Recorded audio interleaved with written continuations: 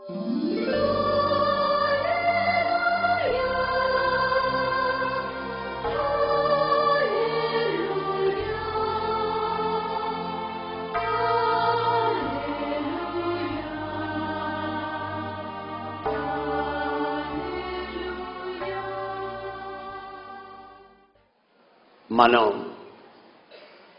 ఈ సంవత్సరం ప్రారంభించినప్పుడు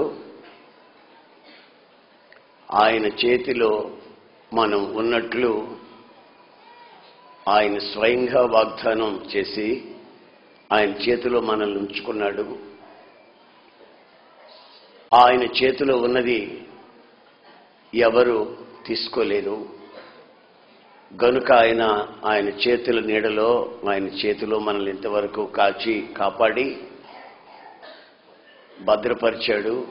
ఇక రాబోయే సంవత్సరానికి మనల్ని సిద్ధపరచుటకు ఆయన సిద్ధముగా ఉన్నాడు. యేసు ప్రభు ఒకప్పుడు ఎక్కడున్నాడు? యేసు ప్రభు ఎక్కడికి వచ్చాడు? యేసు ప్రభు ఇప్పుడు ఎక్కడ ఉన్నాడు అని కొన్ని విషయాలు మీతో మాట్లాడాలని కోరుకుంటున్నాను. యోహాను సువార్త 1వ అధ్యాయం మొదటి 2-3 వాక్యాల్లో ఇలా వ్రాయబడి ఉంది. ఆదియందు వాక్యముండెను, వాక్యము దేవుని యొద్ద నుండెను, వాక్యము దేవుడై ఉండెను. 14వ వాక్యానికి వెళ్ళి మనం చూస్తే, ఆ వాక్యము శరీరధారి అయి కృపాత సత్య సంపూర్ణముగా మన మధ్య నివసించెను. దేవుని దగ్గర వాక్యం ఉన్నది. ఆ వాక్యము దేవుడై ఉన్నది. ఆ వాక్యము శరీరధారిగా కృపా సత్య సంపూర్ణమై మన మధ్యకు వచ్చింది. ఎవరు పంపారు? తన ఏకైక కుమారుణ్ణి ఎవరు పంపారు? తండ్రి మన కొరకు పంపాడు. ఆయనకు ఒక శరీరాన్ని అమర్చి యేసు అనే పేరుతో ఈ లోకానికి పంపించాడు. వాక్యం మన దగ్గరికి వచ్చింది. యేసయ్య ద్వారా కృప మన మధ్యకు వచ్చింది. ఆ కృప మనుషుల మధ్యలోనే సంచరించింది. ఆ కృపని దేవుడు మనకిచ్చాడు. దేవుని గురించి మనం వాక్యం చదివితే ఆయన జ్యోతిర్మయుడని, సకల జీవులకు ఆధారభూతుడని, మనం అనుభవిస్తున్న ప్రతి జీవికి అంటే బహుమతికి ఆయనే కారకుడని చెప్పబడి ఉంది. ఎన్నెన్నో జీవులు మనిషికి ఇచ్చాడు. తినేదానికి ఆహారం కానివ్వండి, త్రాగేదానికి నీళ్లే కానివ్వండి, ఆరోగ్యంగా ఉండేదానికి ఆయన ఆరోగ్యకరమైన రెక్కల నీడలో ఉన్న సురక్షితమైన జీవితమే కానివ్వండి, ఆత్మ వరములు కానివ్వండి, పరిశుద్ధత కానివ్వండి, ఇవన్నీ ఆయన దగ్గర నుంచి వచ్చిన జీవులు. కానీ ఈ బహుమతులన్నిటికంటే కూడా ఒక ప్రాముఖ్యమైన బహుమతి ఏమిటంటే యేసు క్రీస్తుని మన మధ్యకి పంపించాడు. ఆయన మన మధ్యకు వచ్చాడు కనుక మనం క్రిస్మస్ పండుగ ఆచరిస్తున్నాం. పండుగ ఆచరించాలి. అయితే ఎలా ఆచరించాలి? దుర్మార్గత, దుష్టత్వము, అల్లరి, అసహ్యంగా ప్రవర్తించే ప్రవర్తనలతో కాదు, నిష్కాపట్యము, సత్యము అనే పులిని రొట్టెలతో పండుగని ఆచరించాలి. పండుగకి పులియని రొట్టెకి ఏదో సంబంధం ఉన్నట్లు లేఖనాలు చెప్తున్నాయి. దైవ భక్తిని గురించినటువంటి మర్మము, మిస్టరీ, ద గ్రేట్ మిస్టరీ అని తిమోతి మొదటి పత్రిక 3:16 వ్రాయబడి ఉంది. వాక్యము శరీరముగా మార్చబడడం,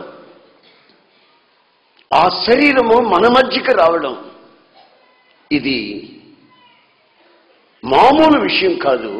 ఇది ఒక గొప్ప మర్మముతో కూడినటువంటి మాట, నిరాక్షేపమైన మాట, ఆక్షేపించుటకు ఎవరికి చేతగానటువంటి నిర్ధారణతో కూడినటువంటి మాట. గనుకనే ప్రపంచమంతా ఈ రోజున క్రీస్తు జన్మదినాన్ని గూర్చి మహదానంద భరితులై ఆయన మహిమను తలంచుకుంటూ పండుగలు చేస్తూ వస్తున్నారు. ప్రపంచంలో 167 మంది క్రైస్తవులు ఉన్నారనే సంగతి మనం మర్చిపోకూడదు. క్రైస్తవుడు దద్దమ్మ కాదు. క్రైస్తవుడు విజ్ఞాన శాస్త్రముతో ముడివేయబడినవాడు. క్రైస్తవుడు మహాధైర్యము కలిగినటువంటి వ్యక్తి, పిరికివాడు కాదు. క్రైస్తవ్యములో కులము లేదు. క్రైస్తవ్యం మతము కాదు. ఓ మనిషిగా, నాగరికత కలిగిన మనిషిగా మనిషి ఎదుటివాని వ్యక్తిత్వాన్ని గుర్తించగలిగితే అదొక మార్గం. దేవుడు మనకొక గిఫ్ట్ పంపించాడు, అంటే బహుమతిని పంపించాడు. ఆ బహుమతే మన ప్రభు అయిన యేసుక్రీస్తు. ఆమేన్. దేవుడు మనకు యేసుక్రీస్తుని బహుమతిగా పంపించాడు గనుక ఈ పండుగను ఆచరించుకునే మనము ఇతరులకు మనం కూడా ఒక బహుమతిగా మారాలి. ఆమేన్. ఎందుకంటే దేవుని దగ్గర నుంచి ఒక బహుమతి వచ్చింది. ఆ బహుమతిని మనం సేకరించాం, అనుభవిస్తున్నాం. మనం బహుమతిగా ఇతరులకు మారితే ఇతరులు కూడా ఆ బహుమతి ద్వారా ఆనందిస్తారు. నాకు తెలిసిన ఒక వ్యక్తి ఈ పండుగ సీజన్లో అలా వెళ్తా ఉంటే ఒక బోర్డు రాశారు. ఏమని రాశారంటే, 75 రూపాయలకి ప్యాంటు షర్ట్ ఇస్తున్నాం,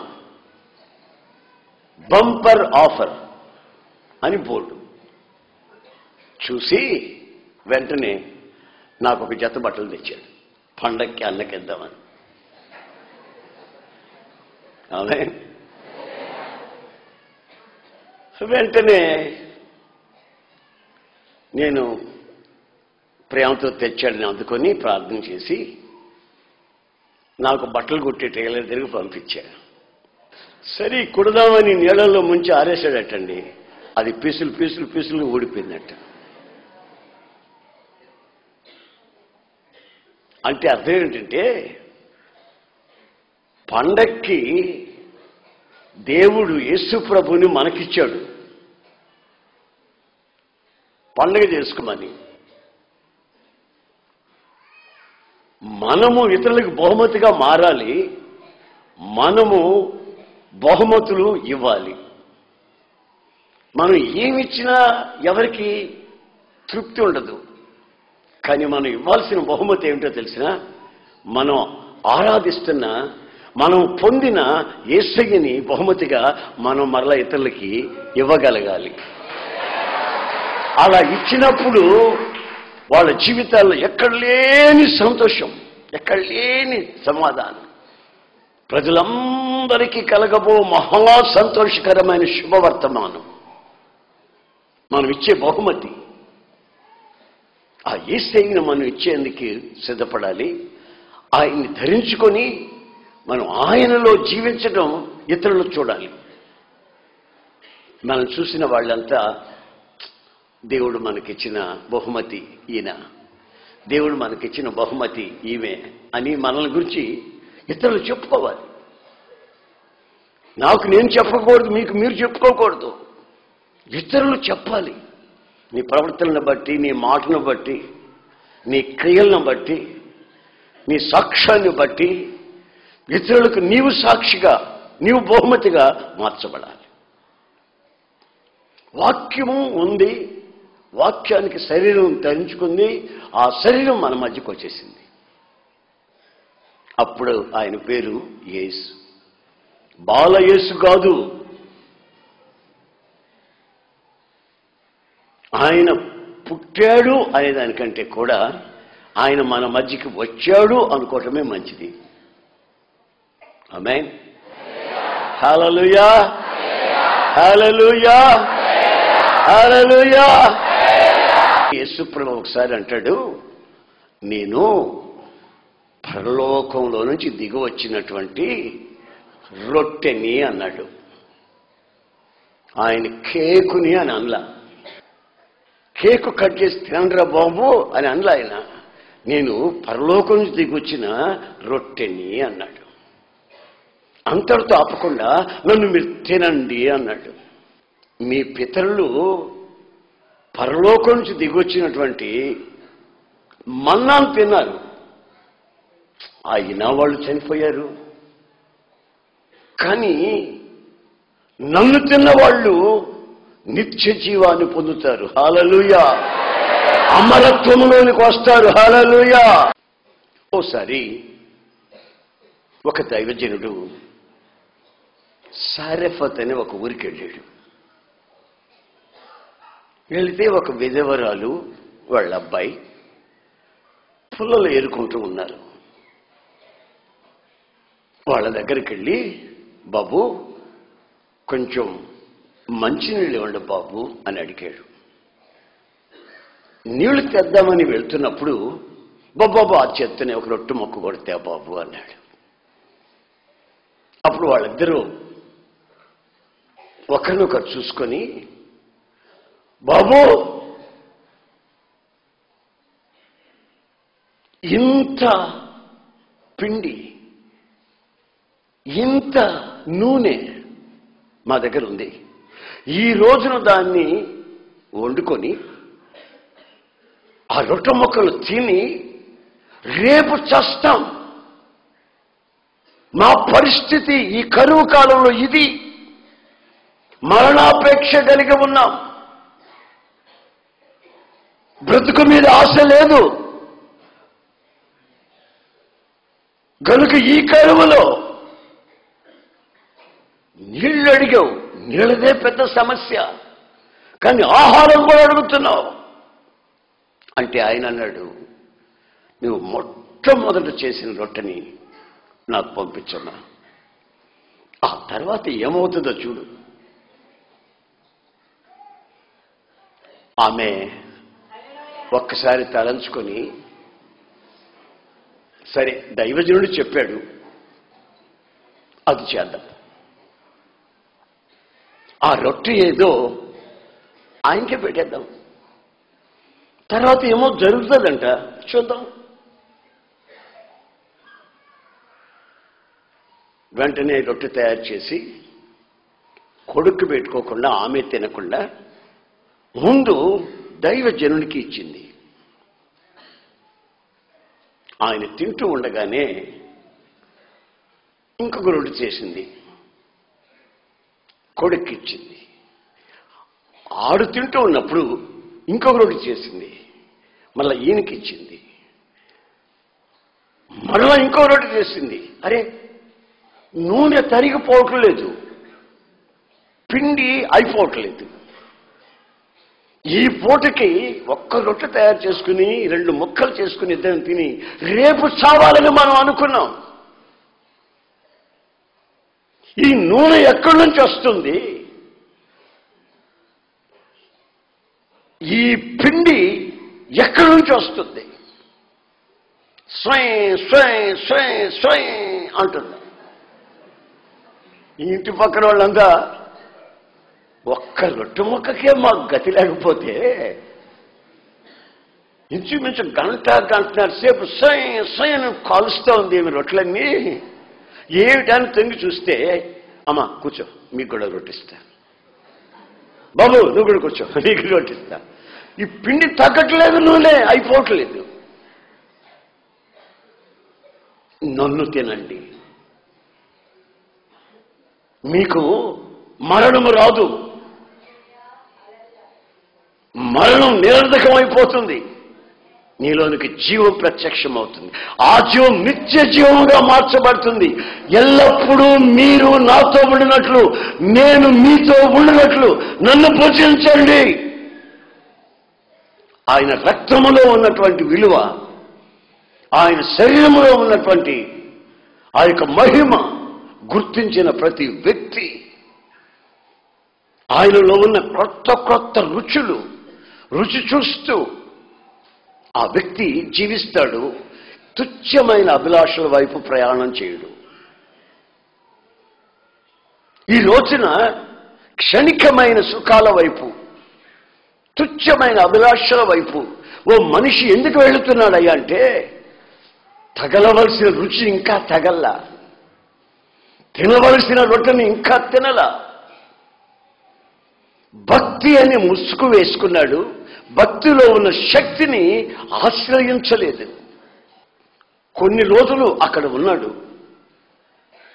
ఆ ఇల్లు ఒక ఇంట నుండి సంఘముగా మార్చబడిపోయింది. దేవునికి స్తోత్రం కలుగుగా. హల్లెలూయా. ఇళ్ళున్నాయి, కరువు చేత దరిద్రత చేత అలవారిపోతున్నారు. ఆ ఇంట్లో వాడు చచ్చాడంటున్నారు, ఈ ఇంట్లో ఈమె చచ్చిందంటున్నారు, ఫలానా ఇంట్లో పిల్లలు చచ్చిపోయారు అంటున్నారు. ఆత్మహత్యలు ఎక్కువైపోతున్నాయి. అయితే ఈయన సాయంత్రం పొద్దున సాయంత్రం వండుకోవడం తినడం దేవునికి స్తోత్రం అనుకోవటం. హల్లెలూయా. సంఘం ఏర్పడుతూ ఉంది. దైవజనుడు వాళ్ళకి దేవుని వాక్యం చెప్తున్నాడు. వాక్యమే దేవుడు, ఆ దేవుడే శరీరధారి అయి మన మధ్యకి యేసు అనే పేరుతో దిగవచ్చాడు. తండ్రి అనే దేవుడు మనకు ఆయన్నిచ్చాడు. నేను తినవలసింది ఏమిటో తెలిసినా యేసయ్యని. ఆమేన్. నేను తినవలసింది ఎవరినో తెలుసా? యేసయ్యని. ఆయన్ని ఎంత తింటే అంత జీవం కలుగుతుంది, ఆ జీవం సమృద్ధిగా కలుగుతుంది. అదే నిత్య జీవానికి వారసత్వంగా నా జీవితాన్ని మార్చేస్తుంది. ఆ నిత్య జీవానికి వారసత్వం నాకు కావాలని ఆయన్ని భుజించాలి. ఎలా? ఆయన వాక్యాన్ని. ఒక్కొక్కసారి వాక్యం చదువుతూ ఉంటే ఆపాలనిపించదు, వాక్యం చదువుతుంటే నిద్ర పట్టదు, ఇంకా చదవాలనిపిస్తుంది. ఒక్కొక్కసారి బలహీనంగా నీరసించి అలా వచ్చి పడుకుంటానా, ఏదో వాక్యం జ్ఞాపకం వస్తుందా, వెంటనే వాక్యం తీస్తానా, ఆ తర్వాత ఆ రాత్రి అంతా దాన్ని చదువుకుంటాను కూర్చుంటాను. ఎంత చదివినా తనివి తీరని ఆయన వాక్యం. అందుకే అంటాడు, నన్ను భుజించండి. Amen. Praise the lord. Hallelujah. యేసయ్యతోనే తిరుగుతున్నారు, యేసయ్యతో మాట్లాడుతున్నారు. యేసయ్య వాళ్ళ ఇంటికి వచ్చాడు, అయినా యేసయ్యని యేసయ్యగా గుర్తుపట్టలేదు. మనతో ఎంతవరకు వచ్చాడే ఆ బాటసారి, మనతో మాట్లాడాడే ఆ బాటసారి. చీకటి పడింది, ఇంకా ఎక్కడికో వెళ్ళాలంటున్నాడు. ఆయన ఈరోజు పడుకొని రేపు వెళ్ళమనరా ఆ బాటసారిని అంటున్నారు ఆయనతో ఉన్నవాళ్ళే. ఆయన ఆడు పడుకున్నాడు పాపం అరుగు మీద. వీళ్ళు ఇక్కడ రొట్టెలు తీసుకున్నారు తిందామని. అరేరే ఆయన్ని కూడా పిలువు, పొద్దున్నుంచి మనతోనే వస్తున్నాడు, ఆయన కూడా రొట్టె ముక్కిద్దాం అని ఈ బాటసారిని పిలిచారు. వచ్చి కూర్చున్నాడు. ఏమయ్యా ఈ రొట్టె తింటావా అని అడుగుతారేంటి బాబు? ఎందుకు తిన్న బాబు? ఇవ్వండి. తీసుకున్నాడు. ఆకాశం వైపు కన్నులెత్తి ఈ రొట్టెని ఆశీర్వదించి దాన్ని విరిచి మీరు తినండి అని వాళ్ళకిచ్చాడు.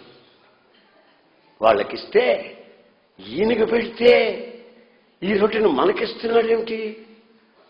సరే తిన్నామని ఆ రొట్టె తీసుకుని వాళ్ళు తినబోతుంటే వాళ్ళ కళ్ళు అలా తెరవబడుతున్నాయి. తెరవబడిన వెంటనే అరే మన ప్రభు రాయిరా అన్నారు. అంతలో ప్రభు అంతర్ధానం అయిపోయాడు. మాట్లాడదామంటే లేడు, వెళ్ళిపోయాడు. అరే ఉదయం నుంచి మనతో మాట్లాడుతూనే వస్తున్నాడా నడిచి? ఆయన మాట్లాడినప్పుడు నా గుండెలో మాట పుట్టిందిరా, మరి నాకెందుకు చెప్పలేదురా? ఆమె నాకు కూడా మాట పుట్టింది రేవాయ్, మరి ఇద్దరికి మాట పుట్టింది. గుండె మంట పడుతుందంట యేసయ్య మాట్లాడుతుంటే, లేఖనాలు చెప్తుంటే మాట్లాడుతుంటే గుండె మంట పడుతుందంట. కానీ కన్నులు తెరవబడలేదు. ఆయన ఇచ్చిన రొట్టెని తింటే, ఆయన విరిచిన రొట్టెని తింటే ఆ వాక్యము ద్వారా వాళ్ళ కళ్ళు అలా తెరవబడిపోయి యేసుక్రీస్తుని గుర్తించగలిగిన స్థితికి వచ్చారు. యేసు ప్రభు అంటాడు, నన్ను భుజించండి, మీకు నిత్య జీవం కలుగుతుంది. యేసుక్రీస్తుని మనకు బహుమతిగా దేవుడిచ్చాడు. ఆ బహుమతిని మనం జాగ్రత్త చేసుకొని ఆ బహుమతి ద్వారా వచ్చే ఖ్యాతి, కీర్తి మనం అనుభవిస్తూ మన సాక్ష్యాన్ని నిలబెట్టుకుంటూ ఆయనను భుజిస్తూ నిత్య జీవానికి వారసత్వానికి వస్తే అది Christmas. Amen. Praise the Lord. Christmas మహోత్సవాలలో ఈ రోజున ఆయనను భుజించి నిత్య జీవానికి వారసులం అవుతున్నామా? పండగ మంచిదేనండి. ఆ పండుగలో నువ్వు చేసేది ఏమిటి? పండగ పూట కూడా సినిమాకు పోకూడదా? పండగ పూట కూడా తాగకూడదా అని అడిగేవాళ్ళు కూడా ఉన్నారు. గనుక నా ప్రియమైన సహోదర సహోదరులారా, ఈ పండగ ముసుగులో పడి మనిషి మానవత్వాన్ని కోల్పోయి సనాతనమైన ఆచారాల ముసుగులోకి వెళ్ళిపోయి మనిషి మరణాన్ని, శాపాన్ని తెచ్చిపెట్టుకుంటున్నాడు. కానీ నిత్య జీవానికి వారసత్వాన్ని సంపాదించుకోవటం చాలా అరుదైపోయింది. క్రైస్తవ్యం మతం కాదు. క్రైస్తవ్యం క్రీస్తుని ప్రతిబింబించేది, క్రీస్తుని బహుమతిగా పొందింది. క్రీస్తుని భుజించి జీర్ణించుకోవాల్సిన అక్కర ఉంది. ఆ అక్కర మన జీవితంలో నెరవేర్చబడాలని మనం రాత్రింబగళ్ళు కోరుకోవాలి. దేవునికి స్తోత్రం. Praise the lord. Hallelujah, hallelujah. హెబ్రీ పత్రిక 5వ అధ్యాయం 7వ వాక్యంలో తండ్రి అయిన దేవుడు ఆయనతో ఉన్న వాక్యానికి శరీరాన్ని అమర్చి మనకు బహుమతిగా ఇచ్చాడు. ఈ లోకానికి ఆయన శరీరధారిగా వచ్చాడు, శరీరరీతిగా తిరిగాడు. అప్పుడు ఆయన మనకు నేర్పించింది ఏమిటి? ఆమేన్. ఏముంది వాక్యంలో? మహారోదనముతోనూ కన్నీళ్లతోనూ ఆయన శరీరరీతిగా ఉన్నప్పుడు, శరీరముతో ఉన్నప్పుడు తను మరణములోంచి విడిపించే వానికి ప్రార్థన యాచన చేస్తున్నాడు. ఓ ప్రక్కన ప్రార్థన చేస్తున్నాడు, మరో ప్రక్కన యాచిస్తున్నాడు, అంటే బ్రతిలాడుకుంటున్నాడు. యేసయ్య మనకు నేర్పించింది ఏంటంటే తండ్రి దగ్గర బ్రతిలాడుకోమన్నాడు. ఆమేన్. హల్లెలూయా. బ్రతిలాడుకో. ఒకసారి చెప్పాను ప్రభువా, మర్యాదగా చెప్తున్నా, ఇంకోసారి నేను చెప్పను. ఇంకోసారి అడగను, చేస్తావా చేయవా? చేయకపోతే నేను అన్నం నీళ్ళు లేకుండా దీక్ష పెట్టేస్తా. చేస్తావా చేయవా? నీకు డెడ్ లైన్ ఇస్తా, 3వ తారీఖు లోపల చేస్తావా లేదా? మనం ఇవన్నీ నేర్చుకోలేదు. మనం ఇవన్నీ నేర్చుకోలేదు. ప్రభు అయిన యేసుక్రీస్తు శరీరధారిగా మనతో ఉన్నప్పుడు నేర్పించిన నేర్పు ఏమిటి? ఆయన డ్రామాలో ఏమని నేర్పించాడా? డ్యాన్సులో ఏమని నేర్పించాడా? ఎలాంటి ప్రార్థన నేర్పించాడు? తన చెమటలు రక్తముగా బయటకు వచ్చేంత వరకు ప్రార్థన చేయమన్నాడు. యాచన యాచన యాచన. అయ్యా, నాకు ఇంకెవరున్నారయ్యా? నీవు తప్ప ఎవరు చేస్తారయ్యా? నేను ఎవరి దగ్గరికి వెళ్ళాలి బాబు? వెళ్ళేదానికి ఎవరున్నారు? ఎవరిని నమ్మను? రక్త సంబంధం నమ్మనా? స్నేహితులను నమ్మనా? ఆత్మీయులని పిలువబడే వాళ్ళని నమ్మనా? ఎవరి దగ్గరికి వెళ్ళాలి? ఎవరి దగ్గరికి వెళ్ళినా అపజయాలే కలుగుతాయి. కానీ నీకు జయాన్ని ప్రసాదించగలిగిన వాడు ఉన్నాడు. ఆయన పేరే నజరేయుడైన యేసు. దేవుడు మనకు అనుగ్రహించినటువంటి గొప్ప రక్షణ భాగ్యం మన ప్రభు అయిన యేసుక్రీస్తు. దీన్ని మనం దాచుకుంటామో, కాపాడుకుంటామో, ఆ బహుమతితో ఆనందించి సంతోషిస్తామో, ఇతరులతో పంచుకుంటామో, అది మనం నిర్ణయించుకోవలసిన సమయం. సంవత్సరాంతమందు ఒక గొప్ప శుద్ధీకరణ మన బ్రతుకులో కలుగునట్లు ఆయన సన్నిధిలో ఆశీర్వాదాన్ని పొందుటకు సిద్ధపడదాం. ప్రభు మనకు సహాయం చేస్తాడు. తలలో ఉంచండి, ప్రార్థన చేసుకుందాం. ప్రేమగల తండ్రి, ప్రభువా, నీకు స్తోత్రములు చెల్లిస్తున్నాము. ఈ పండుగ వాతావరణం మధ్యలో మీరు మా కొరకు బహుమతిగా పంపించిన యేసయ్యను గూర్చి వినేందుకు మెచ్చిన గొప్ప తరుణం కొరకై స్తోత్రములు చెల్లిస్తున్నాము. ఎంతైనా నీవు నమ్మదగిన దేవుడు నాయనా, పరిశుద్ధుడివి. శరీరరీతిగా మా మధ్యలో కృపా సత్య సంపూర్ణుడై నివసించిన రోజుల్లో ఏమేమి జరిగాయో క్షుణ్ణంగా మేము తెలుసుకునేటట్లుగా మీరు సహాయం చేశారు. మీరు మాకిచ్చిన ఈ బహుమతిని మేము అనుభవిస్తూ ఇతరులకి పంచిపెడుతూ మా జీవిత యాత్రని సుఖముగా నెమ్మదిగా జరిగించినట్లు సహాయం చేయమని, రాబో సంవత్సరాన్ని ఆద్యంతము మీ మహిమా కిరీటం చేత నింపమని, ఘనత మహిమ ప్రభావాలు మీరు పొందుకోమని యేసు నామములో అడుగుచున్నాను తండ్రి. ఆమేన్, ఆమేన్.